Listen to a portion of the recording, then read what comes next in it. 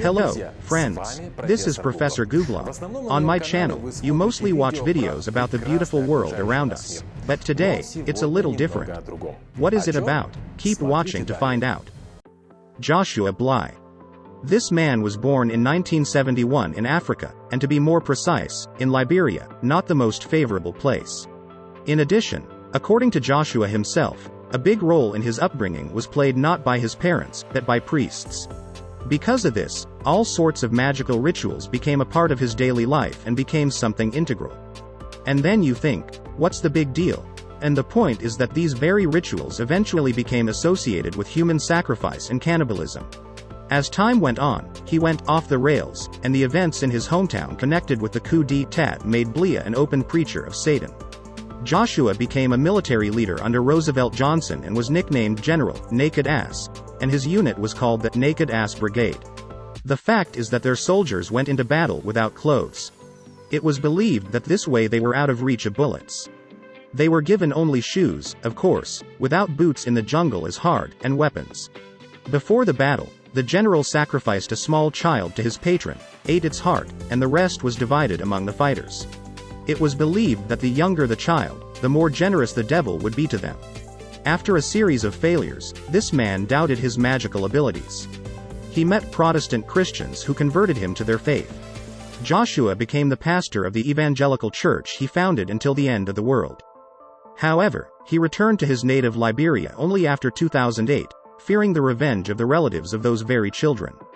Do you think his actions can be attributed to the influence of a higher being? Or is it a matter of his own mind, which no one else, not even the devil, can relate to? Zodiac. That's the nickname of our next character.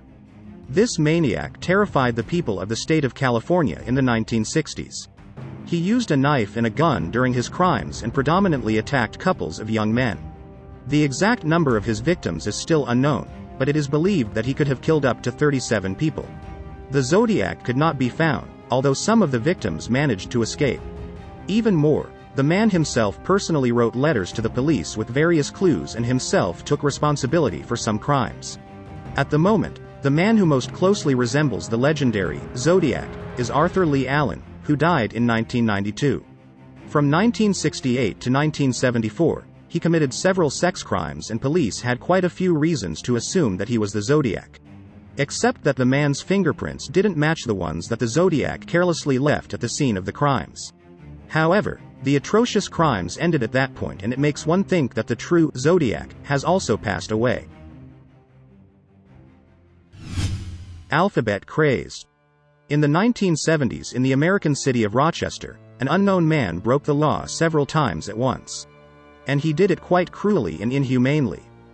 The police were immediately able to compare all the cases with each other and realize that one and the same person was behind them. The thing is, the maniac had his own pattern. He only attacked people whose first and last names began with the same letter. The same letter was at the beginning of the names of the places where the bodies of the victims were found. For example, the body of a girl named Carmen Cullen was found in the populated town of Churchville.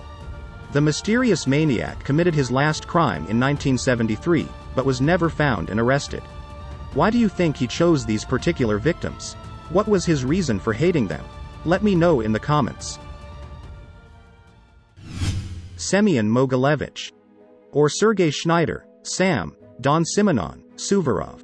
This list of names could go on for a long time and, as you realize, they all refer to this very person. Even more than that, he had several birthdays at once. And no, it wasn't because he wanted to get gifts from his loved ones more often. Unfortunately, that's a different motive.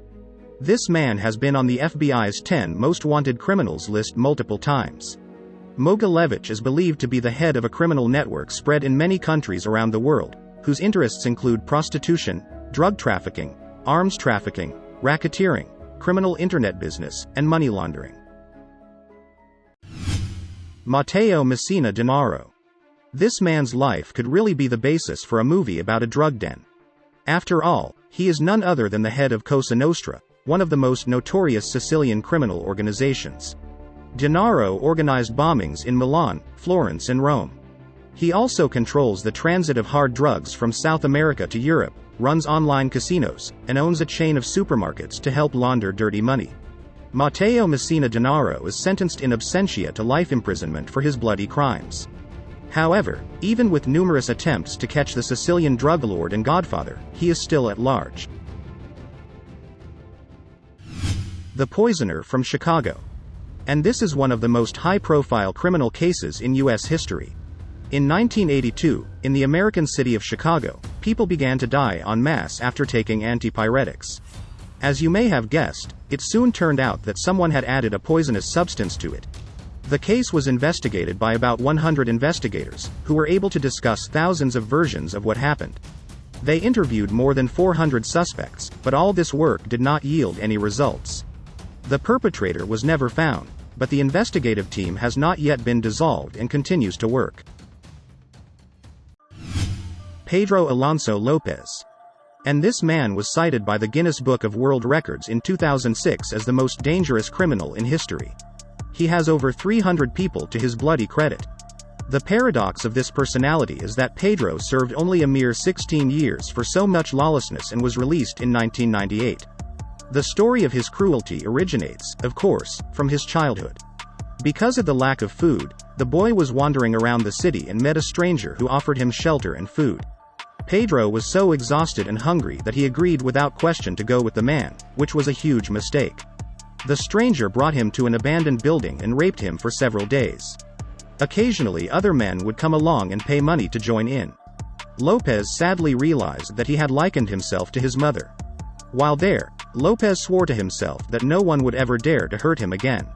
The boy moved to Bogota, wandering the streets, trying to avoid people, until one day he met an American couple. They took him in and put him in a school for orphans. Pedro had a family, caring parents and a home. But one day, 12-year-old Lopez began to molest the school teacher. And instead of complaining to his parents and going to the police, he chooses to run away again, having previously cleaned out the school cash register. So the boy was back on the path of stealing and wandering the streets.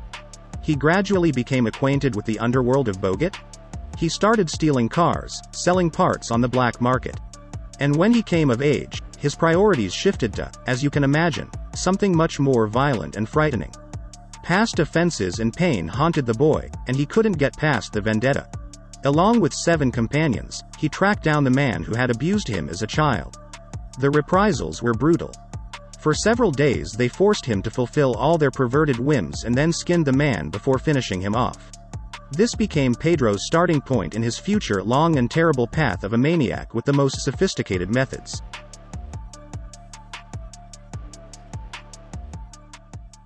Friends, don't hesitate to write comments under the video about what else you would like to learn. I will definitely fulfill your wish. Bye for now.